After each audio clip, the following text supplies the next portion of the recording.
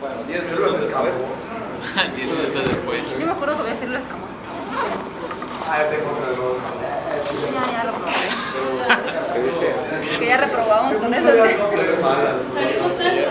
Que ya estás chocheando. Ya me morí en ese examen. Es una felicidad irreal.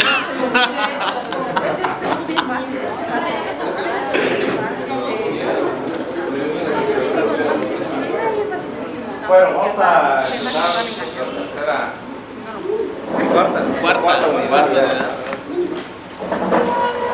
Cuarta unidad y vamos a hablar de hipertensión arterial.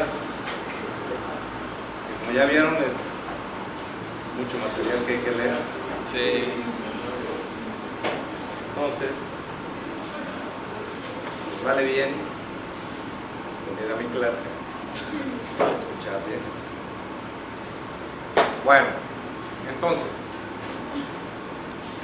la hipertensión arterial, primero que nada tenemos que señalar algunos puntos fundamentales que seguramente ustedes conocen muy bien, pero que se los recuerdo.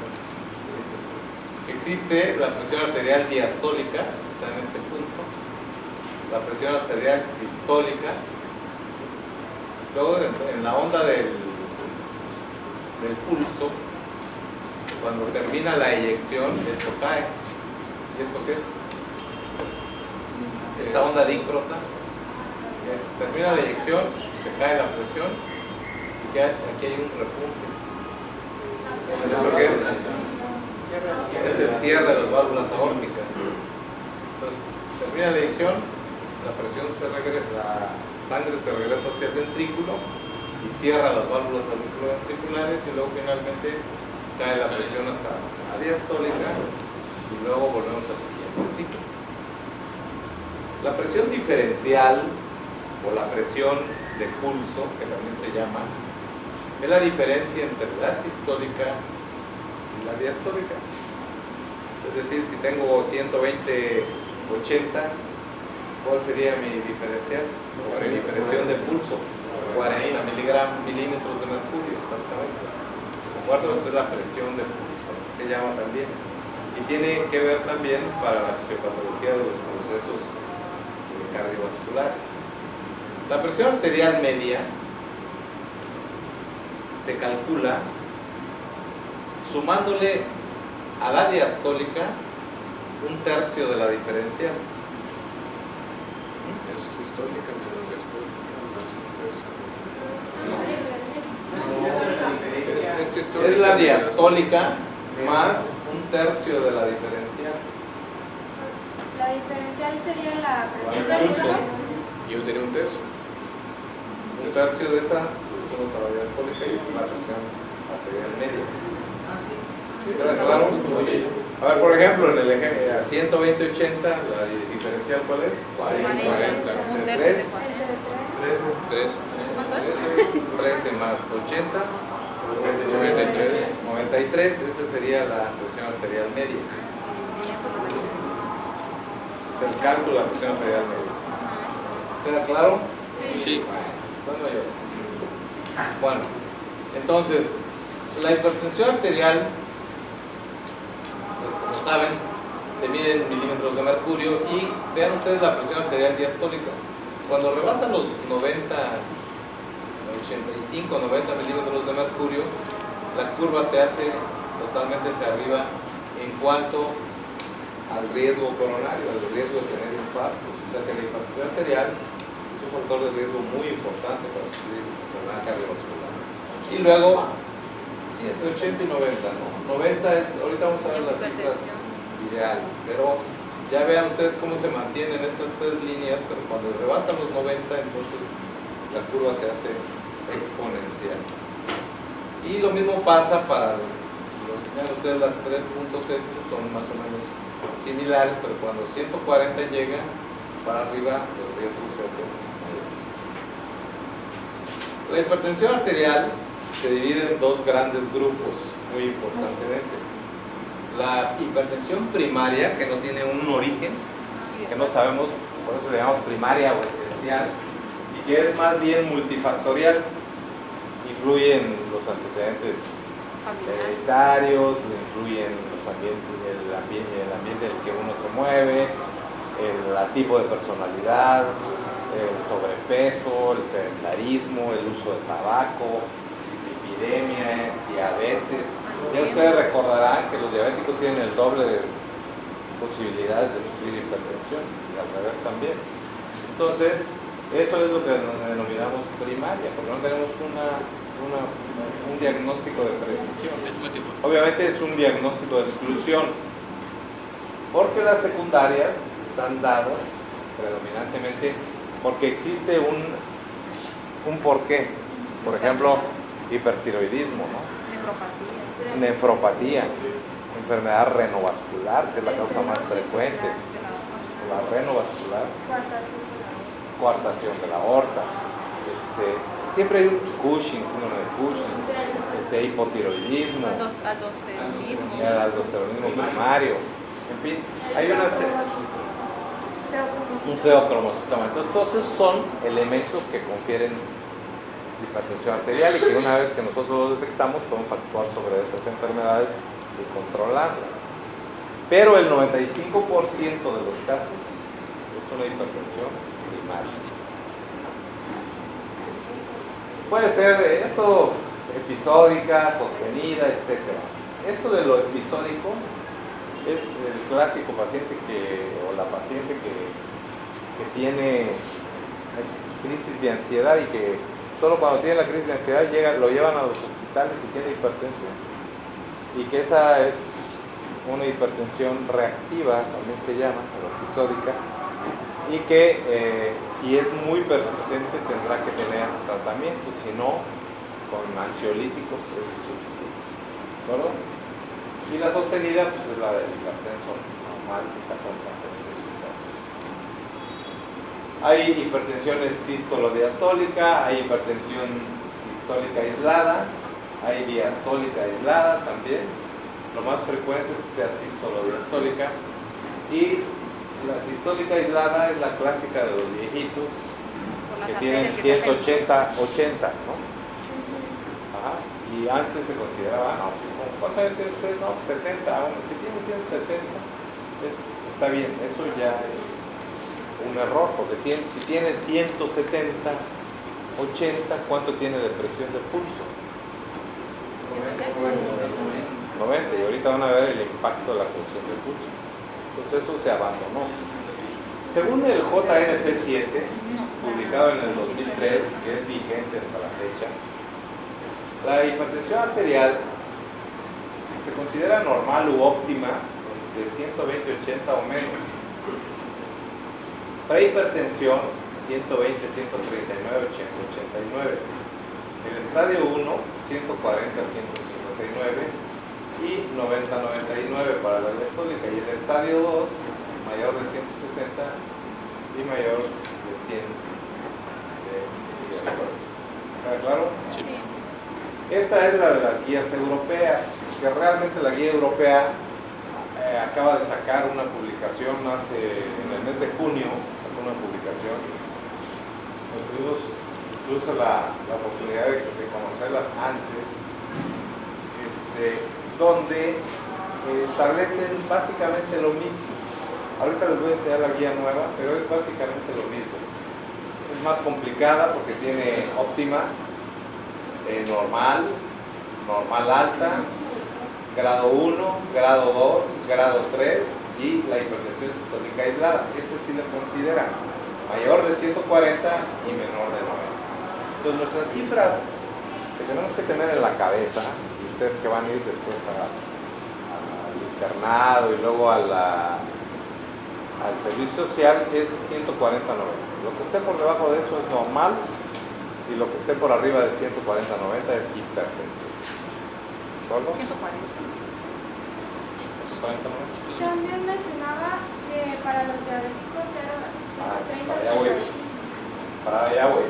Acuérdense que los diabéticos son un concepto completamente diferente. Al diabético ya hay que tratarlo como un paciente que tiene una enfermedad cardiovascular. Ahorita les voy a enseñar también lo que es la guía nueva, porque la guía nueva habla del monitoreo de presión arterial, que ya debe de hacerse mapa, monitoreo ambulatorio de presión arterial, que ya debe de hacerse con mayor frecuencia en los pacientes.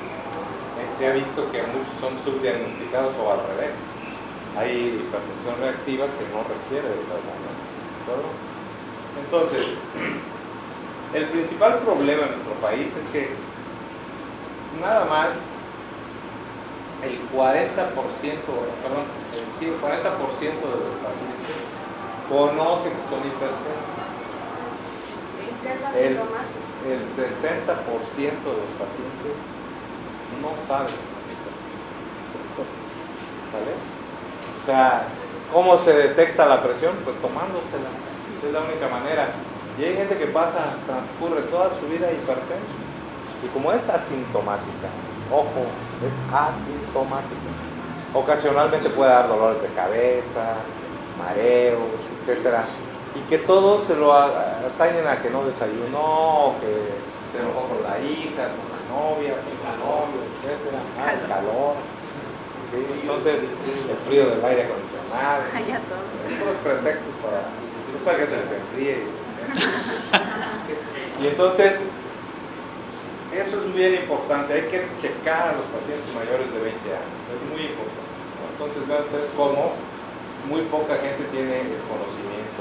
Y esto también pasa en los Estados Unidos, aunque ya ellos han ido superando, porque empiezan a hacer detección. Yo estaba pensando, ¿cómo podemos hacer detección en los pacientes, en la población mexicana? ¿Cómo podemos ayudarle a la gente que pues no sabe que es hipertenso y que nunca va a un centro de salud y que tiene muy poca cultura médica?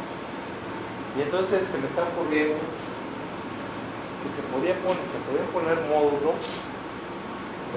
Yo creo que el 90% de la población tiene IFE, ¿no? Entonces se podría poner un módulo para el chequeo de presión constante, permanente, para detectar a los pacientes.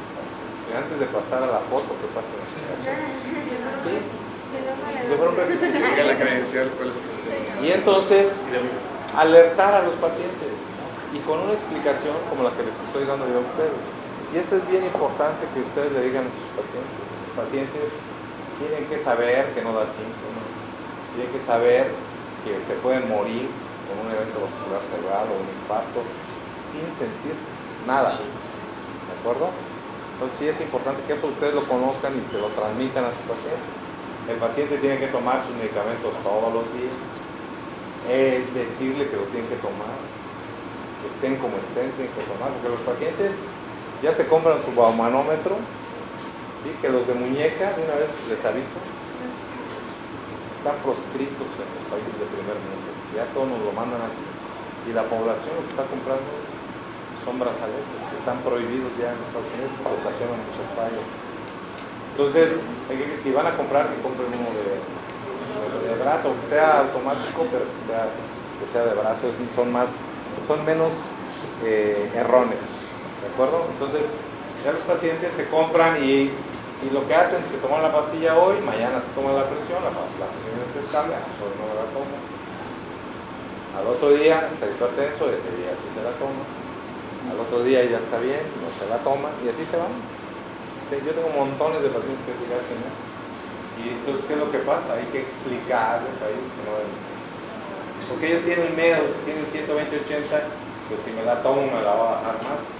No piensan en el final del efecto del medicamento y que va a ir para arriba otra vez la presión. Entonces sí es muy importante. Bueno, se asocia mucho cardiopatía isquémica, vean ustedes, los hombres y mujeres, en hipertensión elevada, vean ustedes la frecuencia, sobre 10.000 en cardiopatías isquémicas, ¿no? O sea, incluso las presiones limítrofes, vean ustedes cómo está, aquello que se conoce como normal alto, ha dado mucho de qué hablar. Hay un estudio por ahí importante que demostró un aumento de la mortalidad, pero se sigue considerando hasta la fecha que no hay un número tan grande de pacientes y también intervienen factores económicos de los países. Eso es una realidad. ¿Sí? Porque si metemos a estos y vean ustedes los de presión normal, de todos modos tienen riesgo.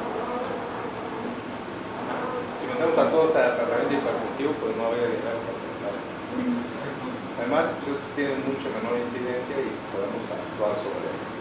Vean ustedes la incidencia de eventos cerebrovasculares, que para aparte, pues ya es dejar a un individuo en plena época productiva, con hemiplegia corporal, etcétera, incapacitado para poder sustentar a su familia. Por lo tanto, sí es bien importante que nosotros hagamos la labor que tenemos que hacer para esto. Esta es la prevalencia nacional. Se dice que de 10 mexicanos, 3 son hipertensos durante las etapas de los 20 a los 50 años. Pero después de los 50 años, 1 de cada 2 mexicanos es hipertenso, según la encuesta nacional de salud. De tal manera que cuando ustedes reciban al paciente y le pregunten cuántos años tiene, si les dice 51, 52, 53, lo que sea, ya tiene 50% de posibilidades de ser hipertenso. Entonces, no se les olvide checar la presión. Los signos vitales es lo primero que tienen que hacer. Es lo primero que tienen que hacer. Entonces, en los estados del norte es donde más alta incidencia hay, hasta casi un 35%, porque nos han contaminado de arriba los gringos con la comida chatarra, toda la cantidad de sodio que se consume en las comidas, nosotros no nos damos cuenta, pero que existe en el jamón, en las hamburguesas. Cada hamburguesa tiene 6 gramos de sodio. Sí, en las papas. En las papas. Si le echan las papas, pues ya se van a consumir como 12, que más o menos es lo que deberían de comer en 3 días. No, en 2. 6 es una dieta todavía, pero en 6 en todo el día. ¿Sí? Más todo lo que se consume en enlatados, atún, los refrescos, bueno, en fin, una gran cantidad de sodio muy, muy importante. Entonces, sí es esto importante. Nosotros en Chiapas hicimos una encuesta que sí publicamos, y entonces vean ustedes, Tuxtla y San Cristóbal, más o menos el 30%, ¿sí? Representaban los hipertensos contra los de Tuxtla, el 70% de la muestra total, ¿sí? Es decir, de los 4.827 controles que hicimos, ¿sí? El 70% correspondieron a Tuxtla y el 30% a San Cristóbal. Y vean ustedes la prevalencia en 2 de las ciudades más importantes de Chiapas. No fuimos más allá porque no teníamos la posibilidad, ¿no?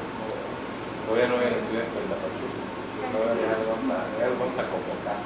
Pero el 27% de los pacientes fueron hipertensos. Por lo tanto, es una cantidad muy importante. Y nada más recibíamos pacientes, o sea, contabilizábamos. La muestra fue mucho más grande, pero nada más contabilizábamos a los pacientes que no se conocían hipertensos.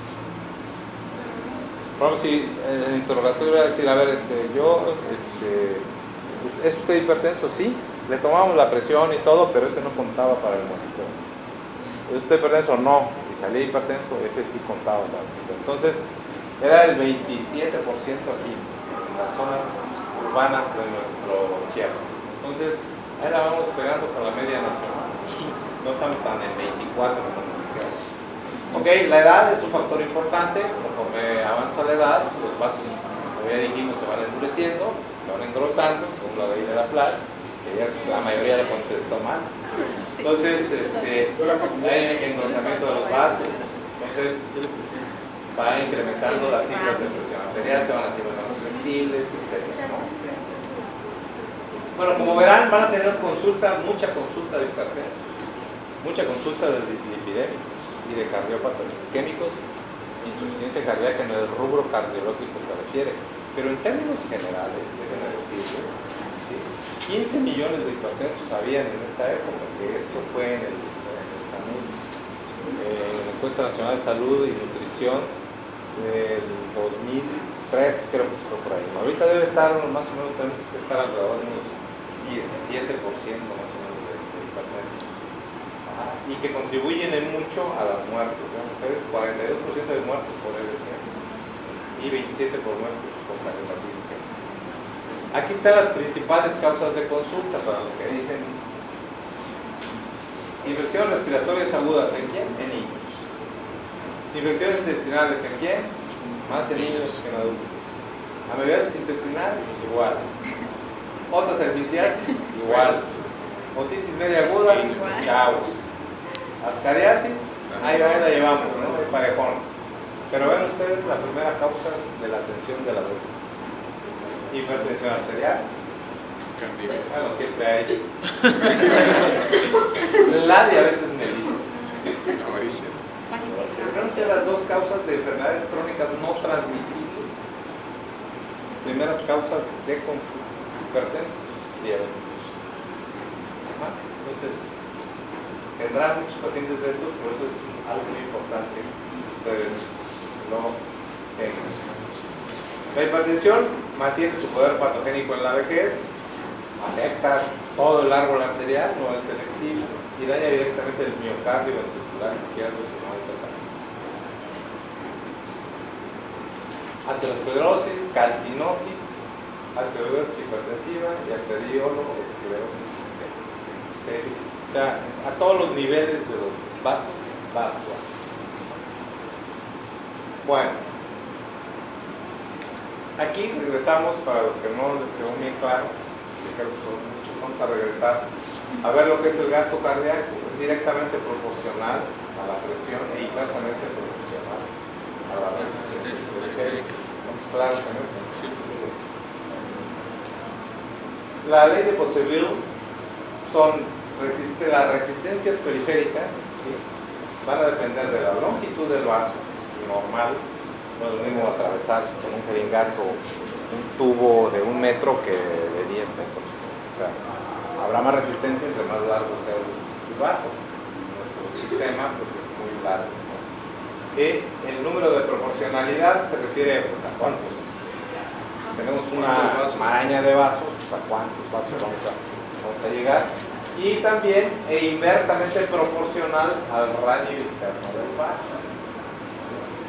Es decir, si el vaso está amplio, las resistencias disminuyen. Si el radio del vaso es pequeño, la resistencia es normal, ¿no?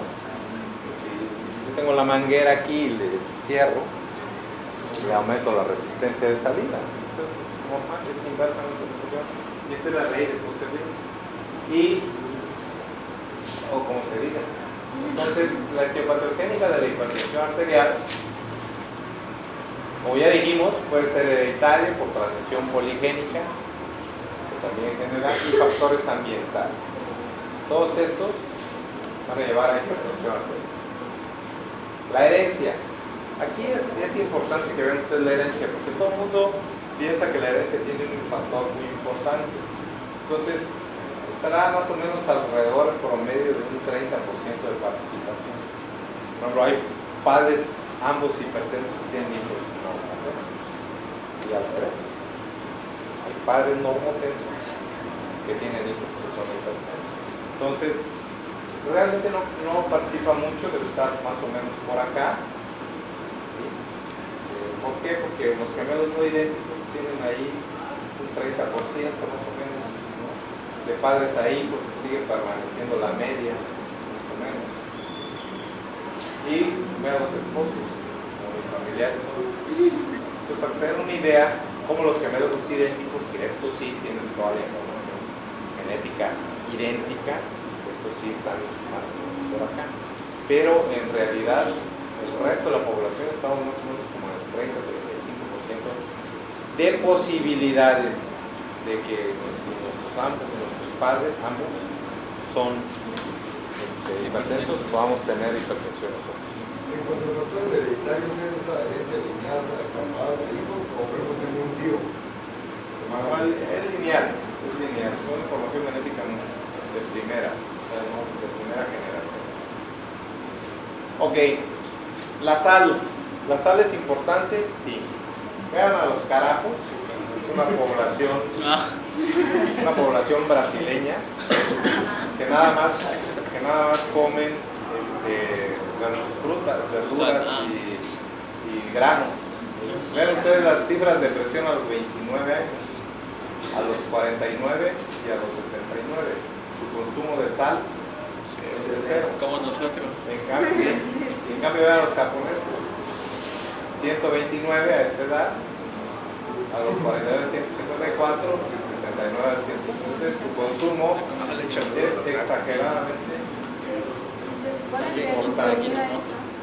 Se supone nada más, pero la soya,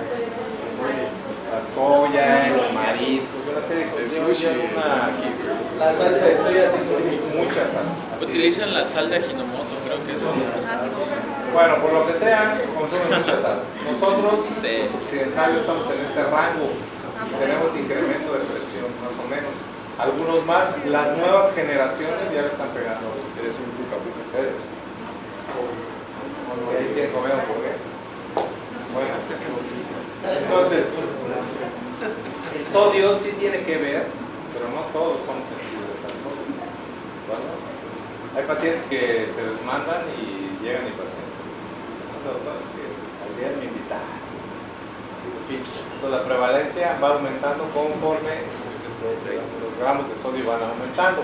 Y para hablarles de la resistencia o la sensibilidad a la sal, está este estudio que fue muy importante, que normalmente, ¿no?, cuando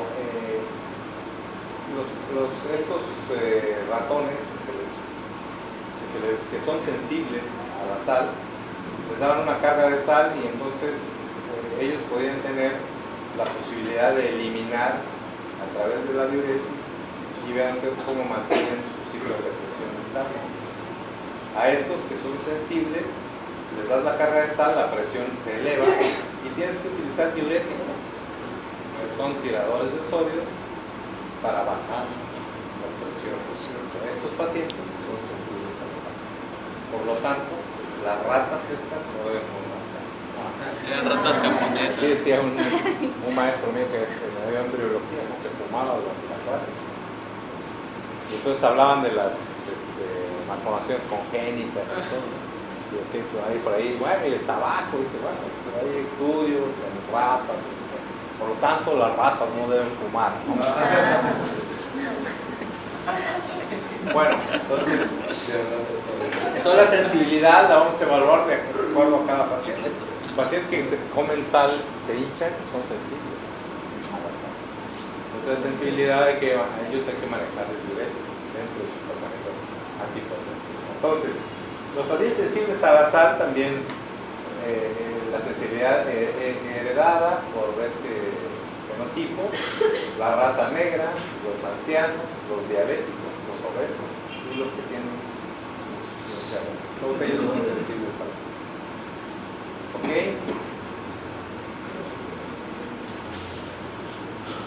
¿Riñón de gaito? Sí. Esa ya la vieron, ¿no? ¿No la vieron? El riñón de gaito. No, es sorprendente. Bueno, seguramente lo van a ver en Nepo, como el riñón normal, cuando supera la media de presión arterial, perdón, cuando supera la media del consumo de sal, con pocas presiones es capaz de eliminarlo. Estos son los pacientes que no son sensibles a la sal. En cambio, los pacientes que son sensibles a la sal requieren de mayores cifras de presión para poder eliminar el exceso de sal. Es ahí el problema, es ahí donde se genera el problema, y aquí está la explicación. Porque el riñón va a retener sodio y agua, aumentará el volumen plasmático, y hay una sustancia que es similar a la digoxina, que se llama guavaína, que antes usábamos para digitalizar a los pacientes más rápidamente, pero ya desapareció del mercado la guavaína.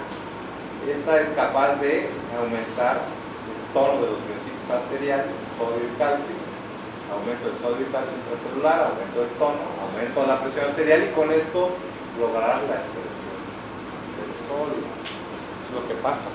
Por eso algunos necesitan de más presión para poder tirarlo, y otros no hay necesidad de incrementarlo porque no tienen sensibilidad a la sal y lo pueden hacer de manera espontánea con cifras bajas de presión, según lo que vimos en esta página. Bueno, después vamos a hablar del eje de renina, angiotensina, aldosterona, que es fundamental para hablar de la hipertensión arterial.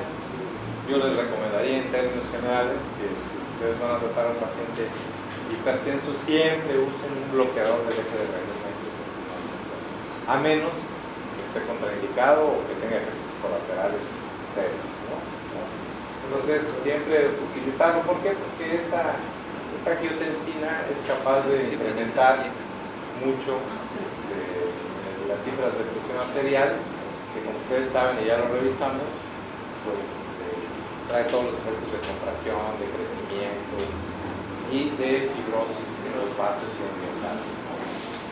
Entonces es importante que lean nuevamente las secciones biológicas de la angiotensina, ver cuál es el camino que deben de tener y cómo podemos bloquearlas, tanto con la ECA como bloqueando el receptor AT1, que ustedes ya saben y cómo usar a la dosis.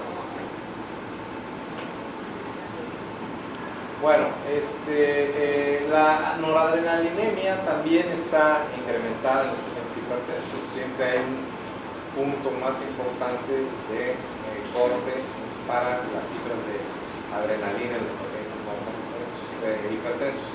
A diferencia de los no contensos, las cantidades son mucho menores, casi del doble de eso. El estrés tiene que ver, sí tiene que ver, el estrés, vivir estresado como ustedes, genera un ambiente amenazante y frustrante, sobre todo después de eso modifica las personalidades, Depresión. pero no dejen de ser amables. Yo soy personalidad. No deben de ser amables, es importante que tienen que ser amable y humano, es lo más importante que hay, aunque no sepan medicina. ¿Vean ustedes cuántos hay? Los famosos charlatanes, ¿por qué creen que van? ¿Que van bien? Hay montones de porque tienen trato. Ibero. Y si ustedes tienen trato, tienen gentileza, tienen humanismo y todo, y además conocimientos, pues eso se les va a hacer mucho más fácil a ustedes en general. Siempre tenemos momentos, siempre tenemos nuestros 5 minutos y todo, pero traten de superarlo, ¿no? Entonces la personalidad cambia, la personalidad tipo A. La personalidad tipo A es que quiere todo en el momento, que quiere todo perfecto, que siempre quiere sacar 10, que no quiere fallar ninguna. Ese es la personalidad tipo A. Esto genera reacción neurohumoral. Y la reacción neurohumoral va a aumentar el tono del simpático y por lo tanto van a pelear por volar. Entonces la Pelear o volar. va a ir para arriba. Entonces hay dos tipos de estrés: el agudo, donde las catecolaminas son las más importantes, pero el estrés crónico, tantos módulos, cortisol, somatotropina y esteroides sexuales se incrementan y estos producen hipertensión arterial. Entonces, las resistencias son importantes, conforme la edad va pasando, el gasto cardíaco va disminuyendo. ¿Sí? Conforme la edad va pasando, las resistencias periféricas van incrementando, por eso es que hablamos de las resistencias periféricas, la edad, la presión arterial va para arriba también, y el espesor parietal va para arriba por la ley de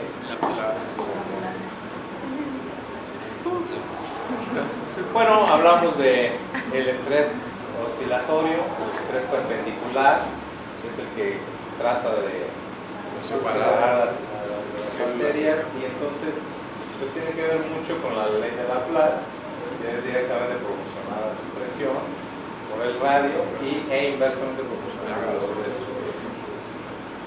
Entonces sí es importante porque produce esto en los vasos. Puede haber un grosor muy importante, la hipertrofia mantiene el lumen, pero ya está hipertrofiado y esto al final paga su precio. Ok, entonces esta es una teoría donde intervienen muchos factores para la hipertensión arterial. Van a hablar de los factores químicos y humorales, sistema nervioso central, el gasto cardíaco de acuerdo a cómo se vea alterado, la rigidez de las grandes arterias, la viscosidad misma de la sangre participa también, el calibre y tono vascular, qué tan funcional tenemos el endotelio, por eso saber endotelio es muy importante, y el volumen circulante, así como la capacidad de expresión. Como ven, hay muchos papeles que juegan para el contexto de la hipertensión arterial. Y bueno, finalmente hay un desequilibrio, el paciente hipertenso tiene un desequilibrio entre lo que es bueno y lo que es malo, y eso hace que dañe el endotelio, y entonces habrá hipertrofia, inflamación, vasodilatación, trombosis y ruptura de placa. Todo originado por estos mecanismos de alteración endotélica. ¿De acuerdo? Bueno, los efectos de la angiotensina ya sabemos, bajan el óxido nítrico y aumentan la eficiencia. Todo esto, vasoconstricción, liberación de plaquetas, etc. Todo eso ya lo vimos y no lo vamos a ver. La disfunción endotelial es muy importante.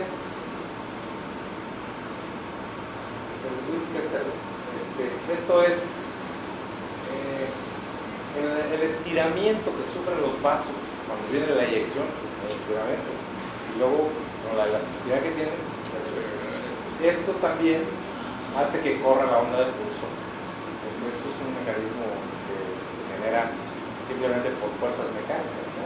Y este flujo oscilatorio, este flujo que es oscilatorio, el fenómeno que es el de regresar a la arteria a su lugar, hace que el flujo sea continuo, ¿no? Y de eso hablamos por lo de el shear stress. Entonces, si el flujo viaja de manera adecuada y no tiene obstáculos, entonces vamos a generar un shear stress adecuado, pues ya lo hablábamos también, pero si tiene aterosclerosis o placas, entonces hay una generación de rebote en la placa, y entonces hace que haya turbulencia y todo lo que ya hablamos del shear stress. ¿Se acuerdan?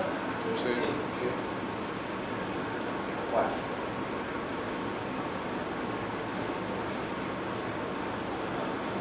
¿Cómo vamos a estudiar al paciente hipertenso? El paciente hipertenso, pues historia clínica.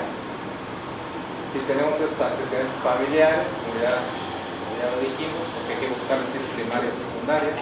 A todo paciente hipertenso nuevo hay que buscarle el historial clínico, obesidad, dislipidemia, gota, la hepatología familiar, enfermedad vascular periférica, etc.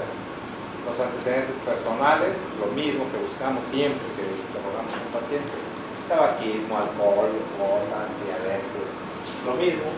¿Sí? Si está utilizando vasoconstrictores, eso es importante.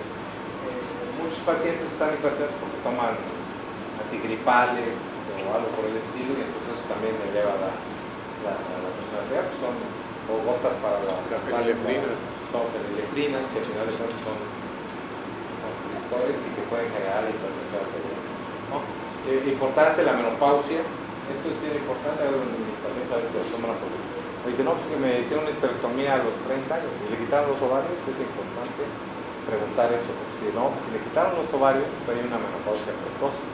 Entonces, al haber menopausia precoz, vamos a tener que, en lugar de que la enfermedad se presente a los 50, 55 años, como dijimos, pues se va a presentar antes. Entonces, sí es importante preguntar todo esto, ¿no? Enfermedad tiroidea, aquí la enfermedad aquí hipertensión y embarazo. Muchas pacientes hacen enfermedad hipertensiva del embarazo, lo que es eclampsia, y es un antecedente porque tienen más posibilidades de sufrir hipertensión arterial en el futuro. Entonces es importante preguntarlo. Y esto de la calidad del acto sexual, no sé por qué lo pusieron. Porque hay los pacientes que tienen disfunción eréctil, tienen arteriosclerosis, o sea, están muy ligados al proceso de la arteriosclerosis, y hay que investigar. Los pacientes hipertensos también es importante establecer qué tipo de tratamiento le vamos a dar. Por ejemplo, los beta bloqueadores incluyen la función sexual y hay que preguntarle a los pacientes cómo les ha ido con el medicamento. Aunque la mayoría de ellos llegan a pedir cambio. Entonces, los medicamentos neutros para esto son los IECA, los ARA2, los calcioalcaloides. Y los metabloqueadores tienen este pequeño detalle. pero que en pacientes jóvenes pueden ser muy beneficiosos. Bueno, lo más importante de todo es saber que es una enfermedad asintomática. Los síntomas generales son inespecíficos, como ya lo dijimos, ¿sí? Y bueno, los secundarios son a base de las complicaciones, ya sea que tengan dolor precordial, neurológica, renal, aortas. Bueno, el peso, la estatura, es ideal, el peso es muy importante, el perímetro abdominal, que aquí interviene todo el proceso de síndrome metabólico, porque ya lo vimos, ¿sí? Y la obesidad. El fondo de ojo sí es bien importante checarlo. El fondo de ojo se clasifica, esta es la clasificación que nosotros vamos a utilizar para fines académicos y de conocimiento. Constricción arteriolar generalizada con aumento del brillo arteriolar, la retinopatía 1, la 2, más cruces arteriovenosos, o síndrome de Von. La retinopatía 3, lo anterior más exudados y hemorragias, y la retinopatía 4, lo anterior más partículas. Aquí están los ejemplos. La 1, pues hay hilos de plata, las arterias se ven brillosas y eso genera el hilo de plata. El grado 2, hay cruces arteriovenosos. La de punta de lápiz. El grado 3, todo lo demás más exudados algodonosos o cotonosos. Y el grado 4 desaparece la partida y hay hemorragias.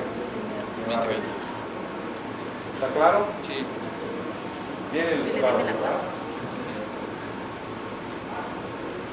¿Cómo vamos a tomar la presión? Ya se los enseñé, ¿verdad? Sí. Entonces llevamos rapidito. Ya tienen que estar 2 centímetros por arriba del pliegue del codo, un baumanómetro que sea adecuado. Hay diferentes tipos de baumanómetros. Hoy día Web Challenge ya tiene un sistema para desconectar el baumanómetro, ponerle el otro y volverlo a conectar. O sea, eso es algo muy importante. Se pueden comprar los manguitos, no tienen que comprar 10 baumanómetros. Pueden comprarse uno grande, uno mediano y uno pequeño para poder así tomar la presión en las diferentes formas, ¿no? Y entonces vamos a ver que una vez que insuflamos, perdemos el pulso, aumentamos 10 milímetros de mercurio más al nivel que se desapareció el pulso. 30. Bueno, 20 o 30. 20 o 30. 30 milímetros de mercurio. ¿Cuánto dije? 10. Perdón, me equivoqué. Entonces son 20 o 30 milímetros de mercurio más arriba y de ahí ya sabemos que tenemos que bajar. 2 milímetros. Y entonces vamos a ir, y el primer ruido, de los ruidos del cuadro rojo, el primer ruido es un ruido claro, golpeante, que rompe el silencio de la oclusión vascular, marca el nivel en que la presión del paciente iguala a la de la arteria, y esa es la presión sistólica. Es el primer ruido que empezamos nosotros a escuchar, ese es el que hay que poner como sistólico. El segundo ruido ya se hacen soplantes, porque la arteria está parcialmente fluida, entonces hay flujo, pero es soplante porque es como el ruido de la manguera. Y tercer ruido, los ruidos vasculares se acentúan porque aumenta el flujo, que ya es más abundante. Finalmente el cuarto ruido, ¿sí?, se amortiguan, tiene una calidad soplante y su intensidad disminuye paulatinamente. Es difícil poder encontrar todos los 5 ruidos siempre, pero lo más importante es oír el primero y el último. Los ruidos cardíacos desaparecen cuando la presión de la cámara iguala a la diastólica. Entonces esa es la presión diastólica, cuando deja la arteria libre para que haya flujo. ¿De acuerdo? Sería el quinto ruido. Hay 1000 cosas para tomar la presión, nunca se puede hacer todo lo que se dice, pero bueno, tiene que estar 5 minutos, relajado, posición sentado, el paciente, cómoda, con los brazos apoyados, ¿sí? Y tomar por la presión por lo menos 5 minutos de descanso en un ambiente tranquilo y sin ruidos, ¿no? Yo tengo un pediatra al lado, así que ya saben, ya están los pacientes. Dice, debe evaluarse la influencia de la ansiedad. Esto es importante por lo que habíamos hablado, ¿sí? Los antigripales deben tomarse en consideración si los pacientes lo están tomando. Medir la presión con el paciente sentado, de preferencia en el brazo derecho. que debe estar apoyado y desnudo. ¿Por qué el brazo derecho? Porque de ahí es la que Es la primera donde pasa. Es la primera bifurcación que tiene el tronco derecho. Y no el izquierdo, el del corazón, no se nos pasa. Te pone el brazo izquierdo de rodar. ¿Por qué no del izquierdo? El derecho es el más sencillo. ¿De acuerdo? Entonces, y puede tomarlo de los dos y también acostado, pues, una vez que tenemos las cifras de sentado, primero sentado, después acostado. ¿Sí? Entonces, en caso de hipotensión ortostática deberá medirse la presión arterial también de cúbito y de pie. ¿Por qué? Porque vamos a ver la variabilidad si existe. La hipotensión ortostática es algo que algunos medicamentos pueden conferir, de tal manera que si el paciente me dice me mareo cuando me levanto, pues hay que ver si no está haciendo una hipotensión ortostática. Bueno, siempre tiene que tener el mamonómetro calibrado, acuérdense de eso. Eso es importantísimo, ¿no? Que esté calibrado. Aquí está cómo tiene que quedar, siempre tiene que haber, siempre hay una franja donde tiene que quedar entre las dos para decir que el manguito es el adecuado.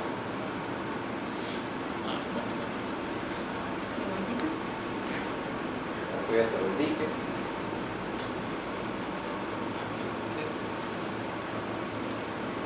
Bueno, hay que hacer estudios de laboratorio, etcétera, para poder tener el resto de los factores de riesgo, triglicéridos, colesteroles, todo. Hay que hacer todo de química sanguínea y un general de orina. ¿Por qué? Para ver si contiene proteínas. Para buscar proteínas. Pero hay una proteína que causa ¿Sale? hipertensión. Mañana vemos tratamiento y les enseño los guías europeos nuevos.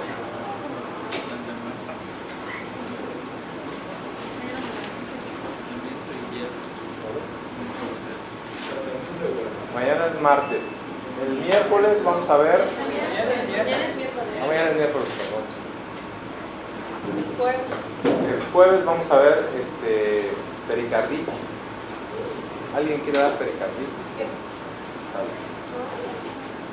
Eso va a ser el jueves. Y el viernes vamos a ver miocarditis. Chagas. ¿Alguien quiere dar chagas? Quiero dar chagas. No hay puntos. Pero nos obliga a estudiar así. En Puma no chagas. Esta llamada la estaba esperando.